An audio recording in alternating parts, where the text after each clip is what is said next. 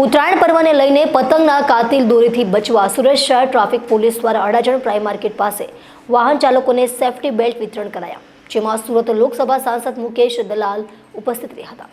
ઉત્તરાયણને હવે માંડ ગણતરા દિવસો જ બાકી રહ્યા છે, ત્યારે અત્યારથી જ ધાબાઓ પતંગોથી સજ્જ થવા માંડ્યા છે। ત્યારે ચાઇનીઝ અને એવા જોખમી દોરાઓથી બચવા લોકો દર વર્ષની જેમ ચિંતિત છે। ઓવરબ્રિજ, આડશ અને વાહનો પર સળિયા જેવી દેશી પદ્ધતિઓ અપનાવાઈ છે। અત્યારે અડાજણ પ્રાઇમ માર્કેટ પાસે સુરત શહેર પોલીસ અને સામાજિક સંસ્થા દ્વારા ગળામાં પહેરવાના બેલ્ટનું વિતરણ થયું હતું, જેમાં સુરત લોકસભા સાંસદ મુકેશ દલાલ ઉપસ્થિત રહ્યા હતા। આ પ્રસંગે સુરતના સાંસદ મુકેશ દલાલે પતંગ રસિકોને ચાઇનીઝ દોરીનો ઉપયોગ ન કરવા ખાસ અપીલ કરી હતી। મકર સંક્રાંતિ નિમિત્તે વાહન ચલાવતા સમયે ગળામાં પતંગના દોરા ન ફેરવાય તે માટે પ્રયાસ કર્યા છે, જેથી સેફટી બેલ્ટ વિનામૂલ્યે વિતરણ કાર્યક્રમ યોજવામાં આવ્યો છે।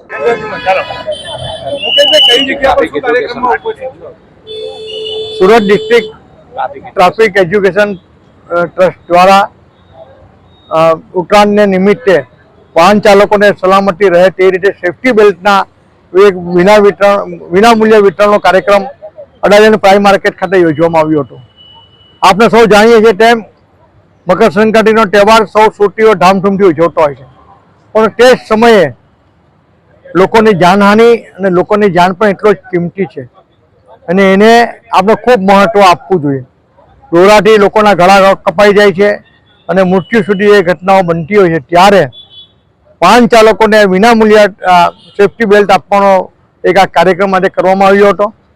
સાથે જ હું સૌ સુરતીઓને અપીલ પણ કરવા માંગુ છું કે આ તહેવાર ભલે ધામધૂમથી મનાવો, પણ સાથે ચાઇનીઝ માંજાઓનો ઉપયોગ નહીં કરતા।